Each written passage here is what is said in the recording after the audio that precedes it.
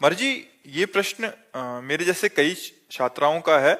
जब हम पूरी लगन, मेहनत और ईमानदारी से पढ़ाई करते हैं, फिर भी बार बार असफलता मिलती है, उस स्थिति में मन में अवसाद और शरीर नष्ट एक करने हमें जैसे। विषय थोड़ा सा जानकारी आपसे चाहिए, जिसका भी प्रश्न हो। क्या परीक्षा हमारे चैप्टर से अलग होती है क्या? हम केवल इतना जानना चाहते हैं कि हमारी जो भी परीक्षा होती है वो हमारे चैप्टर के अंतर्गत ही प्रश्न होता है। जो हमारे क्लास का चैप्टर है उसी के अंतर्गत। क्या हम सही उत्तर लिखेंगे तो क्या हमको असफलता मिलेगी? क्या जांच में पक्षपात रहता है क्या? तो अगर हमने सही उत्तर लिखा होता तो मुझे असफलता ना मिलती। सही उत्तर ना लिखने का कारण अपने चैप्टर को सही ढंग से स्वाध्याय ना करना है। ये हमारी गलती है। ये बात लोग गलत कहते हैं कि हम प्रयत्न करने पर भी असफल रहे। तुम्हारा प्रयत्न ही ठीक नहीं था।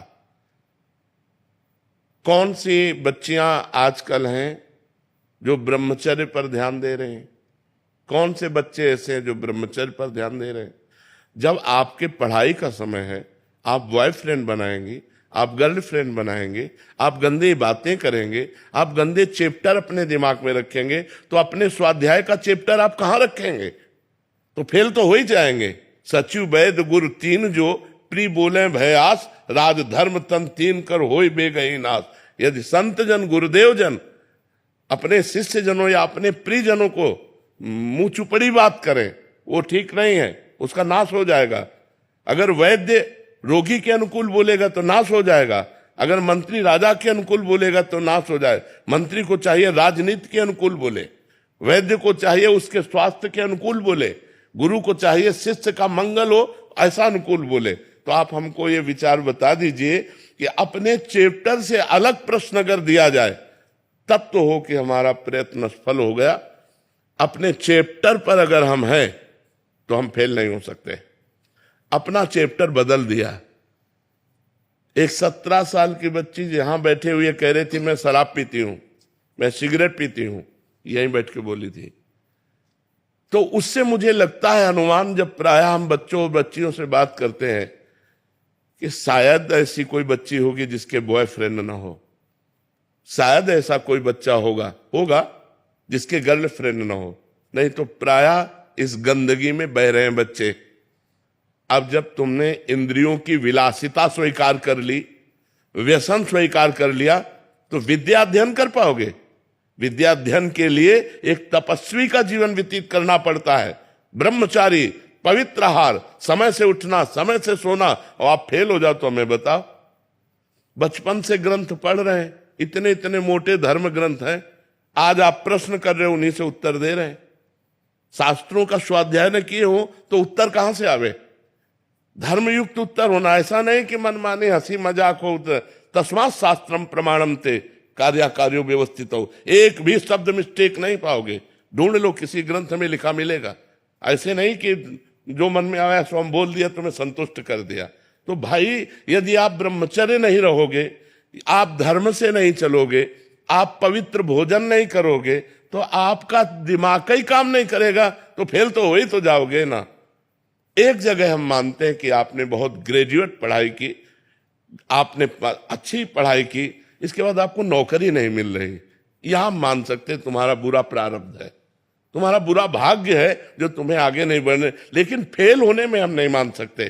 फेल होने में भाग्य नहीं, तुम्हारी असफलता है, तुम्हारा प्रमाद है, तुम्हारी गंदी बातें हैं। जो तुम मोबाइल में समय देते हो, जो तुम गंदी बातों में समय देते हो, अगर अपने चैप्टर पर समय दो तो आप कंठस्थ कर सकते हो।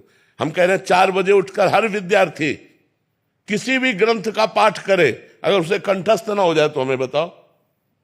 कितने बड़े बड़े ग्रंथ हैं तुम्हारे, इतने मोटे मोटे हमारे धर्म ग्रंथ हैं, इतने मोटे मोटे ग्रंथ हैं।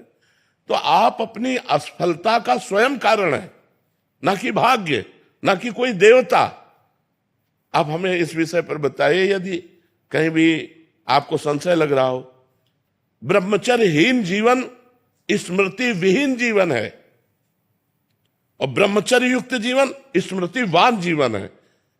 कम से कम 22 वर्ष तक तो ब्रह्मचर्य रहना चाहिए, चाहे बच्ची हो चाहे बच्चा। 22 वर्ष तक तो 10-5 बॉयफ्रेंड गर्लफ्रेंड हो जाती है। ये व्यभिचार प्रवृत्ति है, ये गंदी प्रवृत्ति है, ये पाप प्रवृत्ति है, और वो बढ़ती चली जा रही है। तो ऐसे ही दसियों बच्चों से जब या बच्चियों से संपर्क होता है तो अपनी पत्नी या पति पे प्यार नहीं होता, वो गलत धर्म से बाहर वो अपना जीवन व्यतीत करते हैं। इसलिए हमारी प्रार्थना है, हम असफलता को सफलता में बदलने के लिए मनुष्य जीवन प्राप्त किया है, पर संयम, तपस्या, व्रत, नियम, इनके द्वारा हम अपने आए हुए बुरे प्रारब्ध पर आक्रमण करके हम विजय प्राप्त। आज ये सब कहाँ रह गया है? बच्चियां शराब पीती हैं, सिगरेट पीती हैं, वो खुद बताया, हमको क्या पता चले। अब बोलो नए नए बच्चे बच्चियां एक क्लब जाना है, गंदी बातें करना। अब ये कैसे? पढ़ाई का समय है इस समय। 20-22 वर्ष तक आप ब्रह्मचर्य रहकर पढ़िए, और यदि आपको कोई परास्त कर दे तो हमें बताइए।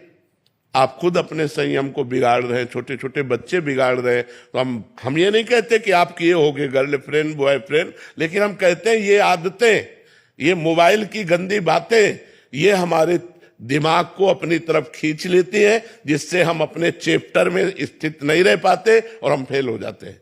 हमें जो कारण समझ में आ रहा है, अब अगर आपको और कोई कारण समझ में आ रहा हो तो आप बताइए।